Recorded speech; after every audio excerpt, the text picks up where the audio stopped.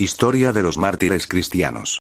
Hasta la primera persecución general bajo Nerón. Cristo nuestro Salvador, en el Evangelio de San Mateo, oyendo la confesión de Simón Pedro, el cual, antes que todos los demás, reconoció abiertamente que él era el Hijo de Dios, y percibiendo la mano providencial de su Padre en ello, lo llamó, aludiendo a su nombre, una roca sobre la cual él edificaría su iglesia con tal fuerza que las puertas del infierno no prevalecerían contra ella. Y con estas palabras se deben observar tres cosas. Primero, que Cristo tendría una iglesia en este mundo.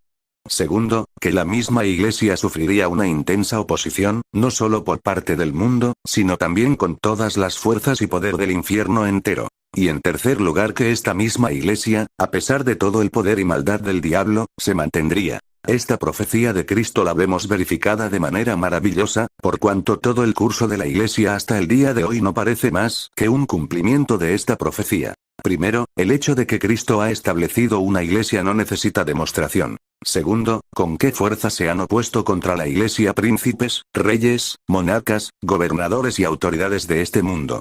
Y, en tercer lugar, cómo la iglesia, a pesar de todo, ha soportado y retenido lo suyo.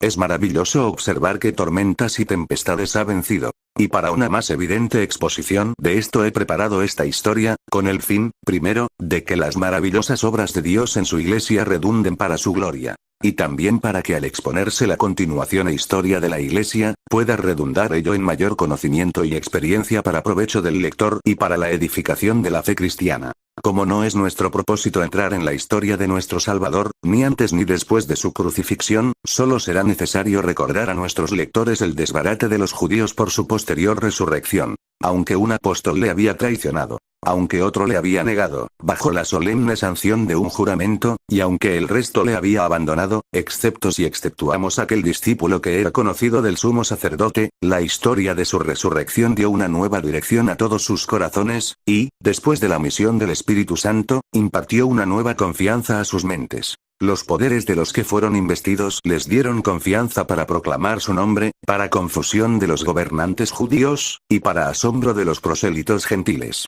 1. San Esteban. San Esteban fue el siguiente en padecer. Su muerte fue ocasionada por la fidelidad con la que predicó el Evangelio a los entregadores y matadores de Cristo. Fueron excitados ellos a tal grado de furia, que lo echaron fuera de la ciudad, apedreándolo hasta matarlo.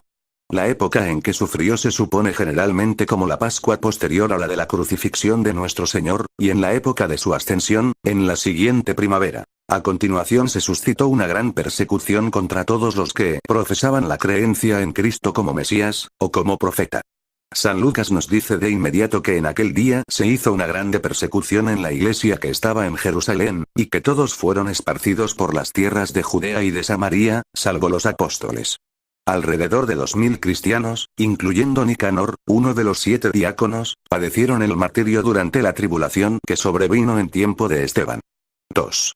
Jacobo el Mayor. El siguiente mártir que encontramos en el relato según San Lucas, en la historia de los Hechos de los Apóstoles, es Jacobo hijo de Zebedeo, hermano mayor de Juan y pariente de nuestro Señor, porque su madre Salomé era prima hermana de la Virgen María. No fue hasta 10 años después de la muerte de Esteban que tuvo lugar este segundo martirio. Ocurrió que tan pronto como Herodes Agripa fue designado gobernador de Judea que, con el propósito de congraciarse con los judíos, suscitó una intensa persecución contra los cristianos, decidiendo dar un golpe eficaz, y lanzándose contra sus dirigentes. No se debería pasar por alto el relato que da un eminente escritor primitivo, Clemente de Alejandría. Nos dice que cuando Jacobo estaba siendo conducido al lugar de su martirio, su acusador fue llevado al arrepentimiento, cayendo a sus pies para pedirle perdón, profesándose cristiano, y decidiendo que Jacobo no iba a recibir en solitario la corona del martirio. Por ello, ambos fueron decapitados juntos. Así recibió resuelto y bien dispuesto el primer mártir apostólico aquella copa, que él le había dicho a nuestro Salvador que estaba dispuesto a beber. Simón y Parmenas sufrieron el martirio alrededor del mismo tiempo, el primero en Filipos, y el segundo en Macedonia. Estos acontecimientos tuvieron lugar el 44 DC. 3. Felipe. Nació en Betsaida de Galilea, y fue llamado primero por el nombre de discípulo. Trabajó diligentemente en Asia Superior, y sufrió el martirio en Heliópolis, en Frigia. Fue azotado, echado en la cárcel, y después crucificado, en el 54 DC. 4. Mateo. Su profesión era recaudador de impuestos, y había nacido en Nazaret. Escribió su evangelio en hebreo, que fue después traducido al griego por Jacobo el Menor. Los escenarios de sus labores fueron Partia y Etiopía, país en el que sufrió el martirio, siendo muerto con una alabarda en la ciudad de Nadaba en el año 60 DC. 5. Jacobo el Menor. Algunos suponen que se trataba del hermano de nuestro Señor por una anterior mujer de José. Esto es muy dudoso, y concuerda demasiado con la superstición católica de que María jamás nunca tuvo otros hijos más que nuestro Salvador. Fue escogido para supervisar las iglesias de Jerusalén, y fue autor de la epístola adscrita a Jacobo, o Santiago, en el canon sagrado.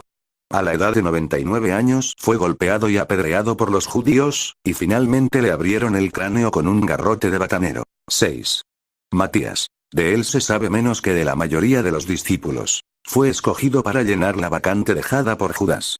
Fue apedreado en Jerusalén y luego decapitado. 7. Andrés. Hermano de Pedro, predicó el evangelio a muchas naciones de Asia. Pero al llegar a Edesa fue prendido y crucificado en una cruz cuyos extremos fueron fijados transversalmente en el suelo. De ahí el origen del término de cruz de San Andrés. 8. San Marcos. Nació de padres judíos de la tribu de Leví. Se supone que fue convertido al cristianismo por Pedro, a quien sirvió como amanuense, y bajo cuyo cuidado escribió su evangelio en griego. Marcos fue arrastrado y despedazado por el populacho de Alejandría, en la gran solemnidad de su ídolo Serapis, acabando su vida en sus implacables manos. 9. Pedro. Entre muchos otros santos, el bienaventurado apóstol Pedro fue condenado a muerte y crucificado, como algunos escriben, en Roma. Aunque otros, y no sin buenas razones, tienen sus dudas acerca de ello. Hegesipo dice que Nerón buscó razones contra Pedro para darle muerte. Y que cuando el pueblo se dio cuenta, le rogaron insistentemente a Pedro que huyera de la ciudad. Pedro, ante la insistencia de ellos, quedó finalmente persuadido y se dispuso a huir. Pero, llegando a la puerta, vio al Señor Cristo acudiendo a él, a quien, adorándole, le dijo: Señor, ¿a dónde vas? A lo que él respondió: a ser de nuevo crucificado. Con esto, Pedro, dándose cuenta de que se refería a su propio sufrimiento, volvió a la ciudad. Jerónimo dice que fue crucificado cabeza abajo, con los pies arriba, por petición propia, porque era, dijo, indigno de ser crucificado de la misma forma y manera que el Señor. 10.